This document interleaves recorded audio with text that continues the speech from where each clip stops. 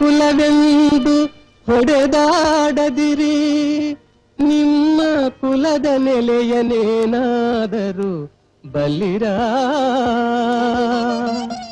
ಅವಸರದ ಕ್ರಾಂತಿನ ಅನ್ನುವಂಥ ಪ್ರಶ್ನೆಯನ್ನು ದಿನೇಶ್ ಅಮೀನ್ಮೊಟ್ಟೆ ಎತ್ತಿದ್ದಾರೆ. ಅನೇಕ ಸಂದರ್ಭಗಳಲ್ಲಿ ಪೇಜಾವರ ಶ್ರೀಗಳು ಮನಸ್ಸು ಮಾಡಿದರೆ ಬದಲಾವಣೆಯ ನಾಯಕತ್ವ ವಹಿಸ್ಬೋದು, ಆದರೆ ಅವರು ಮಠದಲ್ಲಿದ್ದು ಮಾಡೋಕ್ಕಾಗುತ್ತಾ ಅನ್ನುವಂಥ ಪ್ರಶ್ನೆ ಅವ್ರದ್ದು.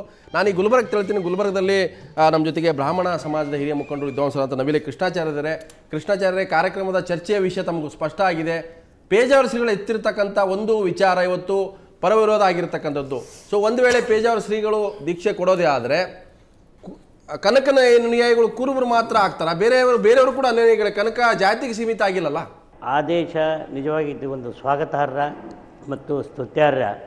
ನಿಜವಾಗಿ ಈ ಒಂದು ಕ್ರಾಂತಿ ನಮ್ಮ ಸಮಾಜದಲ್ಲಿ ಬೇಕಾಗಿತ್ತು. ಆ ದೃಷ್ಟಿಯಿಂದ ಪೇಜಾವರ ಶ್ರೀಗಳವರು ನಿಜವಾಗಿ ನಮ್ಮ ಜಗದ್ಗುರುಗಳು. ಅವರು ಮಾಡ್ತಕ್ಕಂಥ ಕೆಲಸ ಪ್ರತಿಯೊಬ್ಬ ಜನರು ಮಾನವರು ಸ್ತುತ್ಯಾರ್ಹವಾದಂತಹದ್ದು, ನಾವೆಲ್ಲರೂ ಸ್ವಾಗತಿಸ್ತಕ್ಕಂಥದ್ದು. ಸೊ ನಾನು ಮತ್ತೆ ಚರ್ಚೆ ಮಾಡ್ತೀನಿ. ಮೈಸೂರಿನಲ್ಲಿ ನಮ್ಮ ಜೊತೆಗೆ ಮಾನಸ ಇದ್ದಾರೆ, ಮೈಸೂರು ಜಿಲ್ಲಾ ಕನ್ನಡ ಸಾಹಿತ್ಯ ಪರಿಷತ್ ಮಾಜಿ ಅಧ್ಯಕ್ಷರು. ಮಾನಸ ಅವರೇ, ತಾವು ವೈಷ್ಣವ ದೀಕ್ಷೆ ಪಡ್ಕೊಳ್ಳೋಕ್ಕೆ ರೆಡಿನಾ? ಯಾಕಂತಂದರೆ ಈಗ ಪೇಜಾವರ ಶ್ರೀಗಳು ಮುಕ್ತವಾಗಿ ಆಹ್ವಾನ ಕೊಟ್ಟಿದ್ದಾರೆ. ಈ ಒಂದು ದೀಕ್ಷೆಯಿಂದಾಗಿ ಸಂಸ್ಕಾರ ಆಗ್ಬೋದು, ಒಂದು ಸಾತ್ವಿಕ ಪರಂಪರೆ ಬರ್ಬೋದು ಅನ್ನುವಂಥ ಒಂದು ಆಹ್ವಾನದ ಒಂದು ಮೂಲ ತಿರುಳು.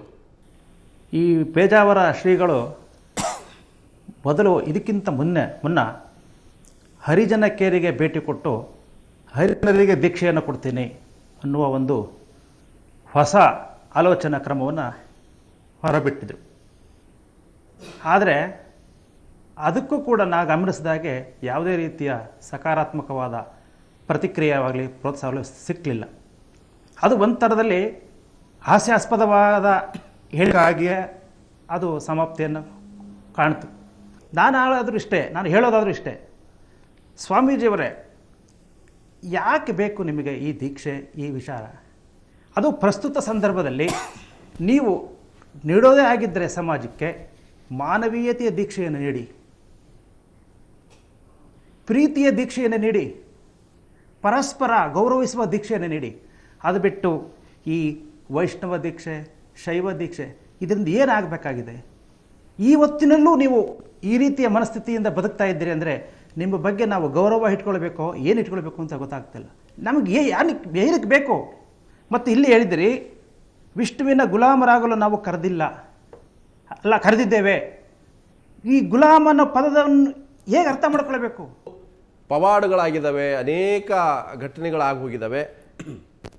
ದೇವರು ಹೇಳ್ತಾ ಇದ್ದಾರೆ, ಭಾಳ ಹಿಂಸೆ ಕೊಟ್ಟರು ಕನಕಗೆ, ಅದಕ್ಕೇನೆ ಕುಲಕುಲೆಯನ್ನು ಹೊಡೆದಾಡ್ಬಿಡ್ರಿ, ಮೇಲ್ಜಾತಿ ಯಾಕೆ ಹೇಳ್ತೀರಿ, ಬಾಗಿಲನ್ನು ತೆರೆದು ಸೇವೆಯನ್ನು ಕೊಡುವಂಥ ದರ್ಶನ ಕೊಡು ಅಂತ ಹೇಳ್ತಾರೆ. ಸೊ ಅಂದರೆ ಈಗ ಪೂರ್ವದಿಂದ ಪಶ್ಚಿಮಕ್ಕೆ ತಿರುಗಿದ್ದು ಭಕ್ತಿಯ ಪರಾಕಾಷ್ಠೆ. ಹಾಗಾದರೆ ನೀವು ಆ ಭಕ್ತನ ಪರಂಪರೆಗೆ ಸೇರಿದಂಥವ್ರು, ನೀವು ಯಾಕೆ ಕನಕನ ಅನುಯಾಯಿಗಳಾಗಬಾರ್ದು ಅನ್ನೋಂಥ ಪ್ರಶ್ನೆ ಮೂಲಭೂತವಾಗಿ ಎತ್ತಿರ್ತಕ್ಕಂಥದ್ದು. ಒಂದು ವೇಳೆ ನೀವು ಕನಕನ ಅನುಯಾಯಿಗಳಲ್ಲ ಅನ್ನೋದಾದರೆ ಕನಕನನ್ನು ನಮ್ಮವರು ಕನಕ ಅಂತ ಹೇಳಬೇಡಿ, ಬಿಟ್ಬಿಡಿ ಕನಕನ ಸುಮ್ಮನೆ. ಇವ್ರು ಯಾರು ಹೇಳೋರು? ಏನು ಕುರುಬರ ಕುಲದಲ್ಲಿ ಹುಟ್ಟಿದ್ರ ಇವರು ಪೇಜಾವರ ಸ್ವಾಮೀಜಿ? ಒಂದು ಕನಕನ ಹೋರಾಟ ಅಲ್ಲ, ವೈಷ್ಣವ ಆಗಿದ್ದಾರೆ ಎಲ್ಲ ವೈರುಧ್ಯ ನೋಡಿ, ಜೀವ ವಿರೋಧಿ ನೆಲೆಗಳನ್ನ, ಕಟಿಬದ್ಧವಾಗಿ ಜೀವ ವಿರೋಧಿ ನೆಲೆಗಳನ್ನ ಕನಕದಾಸರು ಪ್ರಶ್ನೆ ಮಾಡಿದ್ದು. ಹೇಳಿದ್ರಿ, ಅವ್ರನ್ನ ಯಾವ ಜಾತಿ ಅಂತ ಕೇಳಿದ್ರು. ಯಾವ ತರ ಒಂದೊಂದು ಉಸುರಲಿ ಜಗನ್ನಾಥ ಮಾಡಿದ ನರರೂಪವಯ್ಯ ಅಂತ ಹೇಳಿದ್ರು. ಅವ್ರ ಜಾತಿ ಹೇಳಿಲ್ಲ ಅವರು. ಮಾನವ ಕಣ್ರಿ, ಮನುಷ್ಯ ರೂಪದಲ್ಲಿ ನೋಡ್ರಿ ಅಂತ ಹೇಳಿದ್ರು. ಮತ್ತು ಕೇಳಲಿಲ್ಲ, ಇನ್ನೂ ಹಿಂಸೆ, ಯಾವ ಜಾತಿ ನೀನು ಅಂದ್ರು. ಅವು ಹೇಳಿದ್ರು, ನಾವು ಕುರುಬರು, ನಮ್ಮ ದೇವರು ಬೀರಯ್ಯ. ಈಗ ಹೇಗೆ ನಾವೇನು ಬಯಸ್ತಾ ಇದೀವಿ? ಇದು ಪರಿವರ್ತನೆಯ ಕಾಲ, ಸಮಾನತೆಯ ಕಾಲ. ಈಗಲಾದರೂ ಕೂಡ ಧಾರ್ಮಿಕ ಶೋಷಣೆ ನಿಲ್ಲಲಿ. ಇನ್ನೊಂದು ಸಮುದಾಯದ ಮೇಲೆ ಅನಗತ್ಯವಾದಂಥ ಧಾರ್ಮಿಕ ನೋಡಿ, ದೀಕ್ಷೆ ಅನ್ನುವಂಥದ್ದು ದೊಡ್ಡ ಧಾರ್ಮಿಕ ಶೋಷಣೆ. ಇದು ಶೋಷಣೆ ಬೇಡ. ದೀಕ್ಷೆಯ ಬಗ್ಗೆ ಸರಿಯಾಗಿ ಒಂದು ಸ್ವಲ್ಪ ಕಲ್ಪನೆ ಮಾಡ್ಕೊಳ್ಳಿ. ಅವ್ರ ದೀಕ್ಷೆ ಕೊಡೋಕ್ಕಿಂತ ಮುಂಚೆ ಮೊದಲ ವಯೋವೃದ್ಧರು, ಅವ್ರ ವಯಸ್ಸಾದಂಥ ಹೆಣ್ಮಕ್ಳು, ಗಂಡಸತ್ತ ಹೆಣ್ಮಕ್ಳನ್ನ ಪ್ರೀತಿಯಿಂದ ಕರೀಲಿ. ಋತುಮತಿಯಾದಂಥ ಹೆಣ್ಮಕ್ಳನ್ನು ಅಸ್ಪೃಶ್ಯತೆ ಭಾವನೆಯಿಂದ ನೋಡ್ತಾರೆ. ಯಾರು ನೋಡ್ತಾರೆ? ಬ್ರಾಹ್ಮಣ ವರ್ಗದಲ್ಲಿನೇ ಇದೆ. ಇಲ್ಲ ಇಲ್ಲ ಇಲ್ಲ ಹಾ? ಇಲ್ಲ ಎಷ್ಟೋ ಸ್ಮಾರ್ತರನ್ನ ಇಲ್ಲ ಇಲ್ಲ ಇಲ್ಲ ಇಲ್ಲ ಇಲ್ಲ ಸ್ಮಾರ್ತರು ಅಂಥದ್ದು ಸುಮ್ಮನೆ ಅಪಾದನೆ ಮಾಡಬೇಡಿ. ಆಮೇಲೆ ದಲಿತರ ಮನೆಗೆ ಹೋಗ್ತಾರೆ, ಆ ದಲಿತರ ಮನೆಗೆ ಹೋಗ್ತಾರೆ, ಬಿಸ್ಕತ್ತು ದೀಕ್ಷೆಯ ಬಗ್ಗೆ ಆಮೇಲೆ ಬಹಳ ಚಿಕ್ಕದಾಗಿ ಹಣ್ಣುಗಳನ್ನ ಕೊಟ್ಟು ಅಲ್ಲಿ ನಾಯಿಗೆ ಬಿಸಿ ಹಾಕಿದಂತವ್ರು ಇವರು. ಇವರಿಂದ ಯಾವ ದೀಕ್ಷೆ ತಗೊಳ್ತಾರೆ? ದೀಕ್ಷೆ ಅಂದ್ರೆ ಏನು ಅಂತದ್ರ ಬಗ್ಗೆ ಪೇಜಾವರ ಸ್ವಾಮಿಗಳೇ ಸ್ಪಷ್ಟವಾಗಿ ಹೇಳಿದ್ದಾರೆ. ಇದು ವೈಷ್ಣವ ದೀಕ್ಷೆ ತುಚ್ಛವಾಗಿರ್ತಕ್ಕಂಥದ್ದು, ಇದು ನಮಗೆ ಬೇಕಾಗಿಲ್ಲ ಹಾಗೆ ಹೀಗೆ ಅಂತ ಹೇಳಿದ್ರೆ ಅದು ಕನಕರು ಪಡೆದಂತಹ ದೀಕ್ಷೆ ಅಲ್ಲ, ಸರಳವಾಗಿ ಬಹಳ ಒಂದು ನಿಮಿಷ ಸ್ಪಷ್ಟವಾಗಿ ಹೇಳ್ತಾರೆ. ಅಲ್ಲ ಗುರುಮೂರ್ತಿಗಳೇ, ಈಗ ಕನಕ ಮಹಾನ್ ಭಕ್ತ, ಕೃಷ್ಣನ ಒಲಿಸ್ಕೊಂಡ ಅವರ ದಾಸರು ಆ ಪದಗಳ ಮೂಲಕ ವಿಜಯ ವಿಠಲ್ ದಾಸರು ಮತ್ತೆ ಪುರಂದರದಾಸರು ಇವರೆಲ್ಲರೂ ಕೂಡ ಕೃಷ್ಣನ ಒಲಿಸ್ಕೊಳಕ್ಕಾಗಲಿಲ್ಲ, ಕನಕದಾಸಗೆ ಆಯ್ತು. ಆದ್ರೆ ಕನಕದಾಸರ ಅನುಯಾಯಿಗಳು ಕನಕದಾಸ ಓಲೈಸ್ಕೊಂಡ ಹೋದ, ಕೃಷ್ಣನ ಸನ್ನಿಧಿಗೆ ಹೋದ.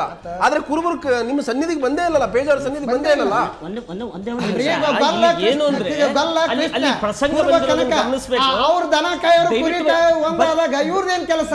ದಯವಿಟ್ಟು ಗಮನಿಸಬೇಕು. ಇಲ್ಲಿ ಬಂದಿರೋ ಪ್ರಸಂಗ ಏನು ಅಂದ್ರೆ ಮೊದಲು ಆಕ್ಷೇಪ ಬಂತು, ಉಡುಪಿಯಲ್ಲಿ ಕನಕನಿಗೆ ಅವಮಾನ ಆಗ್ತಾ ಇದೆ, ಕನಕನಿಗೆ ಗೌರವ ಸಲ್ಲಿಸಿಲ್ಲ, ಅಲ್ಲಿಗೆ ಮುಗಿಸ್ಬೇಕಲ್ಲ. ಅದಕ್ಕೋಸ್ಕರ ಏನ್ ಹೇಳಿದ್ರು ಅಂದ್ರೆ ಇಲ್ಲ, ನಾವು ಕನಕನಿಗೆ ಕೊಟ್ಟಂತಹ ಗೌರವ ಇನ್ಯಾರಿಗೂ ಕೊಟ್ಟಿಲ್ಲ, ಅಲ್ಲಿ ಬೇಕಾದಷ್ಟು ಪುರಂದರದಾಸರು ಬೇರೆಯವರು ಎಲ್ಲರೂ ಬಂದು ಹೋಗಿದ್ದಾರೆ, ದಶಕಗಳ ಕಾಲ ಸೇವೆ ಸಲ್ಲಿಸಿದಂಥವ್ರು ಬೇಕಾದಷ್ಟು ಜನ ಯತಿಗಳಿದ್ದಾರೆ, ಅವ್ರು ಯಾರನ್ನೂ ಕೃಷ್ಣನ ಎದುರುಗಡೆ ಅಂತ ಸ್ಥಾನ ಕೊಟ್ಟಿಲ್ಲ, ಅಂತ ಒಂದು ಸ್ಥಾನವನ್ನಾಗ್ಬೋದು. ಅಥವಾ ತಮ್ಮ ಪರ್ಯಾಯದ ಕಾಲದಲ್ಲಿ ಕನಕ ಮಂಟಪವನ್ನು ರಚನೆ ಮಾಡುವ ಮೂಲಕವಾಗಿ ಕನಕನ ಗ್ರಂಥಗಳನ್ನು ಸಂಪೂರ್ಣ ಕ್ಷೇತ್ರದಲ್ಲಿ ಮೆರವಣಿಗೆ ಮಾಡಿ ತಂದು ಎಲ್ಲರೂ ಯಾವುದೇ ಜಾತಿಯವನಾಗಿರ್ಬೋದು ಸಂಭ್ರಮದಿಂದ ಕುಣಿದು ಗೌರವದಿಂದ ತಗೊಂಬಂದು ಇಷ್ಟು ಸ್ಥಾನ ಕೊಟ್ಟು ನಾವು ಇಷ್ಟು ಗೌರವ ಕೊಟ್ಟಿದ್ದೇವೆ. ಆದರೆ ಕನಕನ ಸಿದ್ಧಾಂತವನ್ನು ಆಚರಣೆ ಮಾಡದೇ ಇರುವ ಮೂಲಕವಾಗಿ ನೀವು ಹಿಂದೂ ಅದನ್ನ ತುಳಿತಾ ಇದ್ದೀರಿ ಹೊರತಾಗಿ ಕನಕನ ಅಗೌರವವನ್ನು ನಾವು ಮಾಡ್ತಾ ಇದ್ದೇವೆ.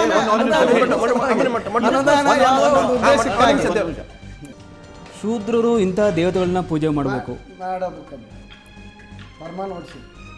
ಈ ರೀತಿಯ ಕಂದಾಚಾರಗಳನ್ನು ಹುಟ್ಟು ಹಾಕಿದ್ದೇ ಒಂದು ವರ್ಗದ ಜನ. ನೋಡಿ, ಕೃಷ್ಣನ ಅಂತ ಜನ ಪೂಜೆ ಮಾಡಬೇಕು. ಇಲ್ಲ ಇಲ್ಲ ಬಹಳ ಕಡೆ ನೋಡಿದೀವು, ಹಳ್ಳಿಗಳಲ್ಲಿ ಚೌಡಮ್ಮ ದೇವಸ್ಥಾನ ಐತೆ, ಅಲ್ಲಿ ಬ್ರಾಹ್ಮಣರು ಪೂಜೆ ಮಾಡೋದಿಲ್ಲ. ಆ ದೇವರಿಗೊಂದು ಪಟ್ಟ ಕಟ್ಬಿಟ್ಟಿದ್ದಾರೆ, ಇದು ಹೀಗೆ ನಂಗೆ ದೇವತೆಗಳನ್ನ ನಿರ್ಣಯ ಮಾಡಿದ್ದೆ. ಉತ್ತರ ಕರ್ನಾಟಕದಲ್ಲಿ ಹನುಮಂತನ ದೇವಸ್ಥಾನ ಇದೆ, ಅಲ್ಲಿಗೆ ಪೂಜೆ ಮಾಡುವವರು ಬ್ರಾಹ್ಮಣೇತರರು. ಆದ್ರೆ ಅದು ಎಲ್ಲ ಹೆಚ್ಚಿನ ಬ್ರಾಹ್ಮಣರಿಗೆ ಕುಲದೇವರು, ಅವ್ರು ಬ್ರಾಹ್ಮಣೇತರರು ಪೂಜೆ ಮಾಡ್ತಾರೆ, ಇವ್ರು ಅವ್ರ ಕೈಯಲ್ಲಿ ಕೊಟ್ಬಿಟ್ಟು ಪೂಜೆ ಮಾಡಿಸ್ಕೊಂಡು ತಗೊಂಡ್ಬರ್ತಾರೆ. ಹಾಗೆ ಅಲ್ಲ, ಆಮೇಲೆ ಯಾವ ಶಾಸ್ತ್ರವೂ ಈ ಮೌಢ್ಯತೆಯನ್ನು ಕೂಡ ಯಾವುದೇ ಧರ್ಮಶಾಸ್ತ್ರ ಗ್ರಂಥಗಳಲ್ಲಿ ಯಾವ ಜಾತಿಯವರು ಈ ಜಾತಿಯವರು ಈ ನಾವೆಲ್ಲ ಹಿಂದೂಗಳು ಅನ್ನೋ ಒಂದು ಬೊಗಳೆ ಮಾತು ಬಿಡ್ರಿ. ಕಾಶಿ ಪ್ರಸಿದ್ಧವಾದ ಒಂದು ಯಾತ್ರಾ ಸ್ಥಳ, ಅಲ್ಲಿ ಇಂಥವರೇ ಪೂಜೆ ಮಾಡಬೇಕು ಅಂತಿಲ್ಲ, ಬಂದವರೆಲ್ಲ ಮುಟ್ಟಿ ಅಭಿಷೇಕ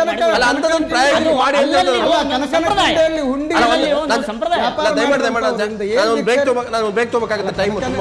ಒಂದು ನಿಮಿಷ ನಾನು ಮತ್ತೆ ಚರ್ಚೆ ಮಾಡ್ತಾರೆ. ಯಾಕಂತಂದ್ರೆ ಇಲ್ಲಿರ್ತಕ್ಕಂಥದ್ದು ಹರಿ ಸರ್ವೋತ್ತಮ ಅನ್ನುವಂಥ ಕಲ್ಪನೆಯ ಭಾಗವ ಈ ಒಂದು ವೈಷ್ಣವ ದೀಕ್ಷೆ. ನಾನು ಮತ್ತೆ ಚರ್ಚೆ ಮಾಡ್ತೀನಿ ಅದಕ್ಕಿಂತ ಮೊದಲು ಅಂತ ಕುಲವೆಂದು ಹೊಡೆದಾಡದಿರಿ, ನಿಮ್ಮ ಕುಲದ ನೆಲೆಯನೇನಾದರೂ ಬಲ್ಲಿರಾ.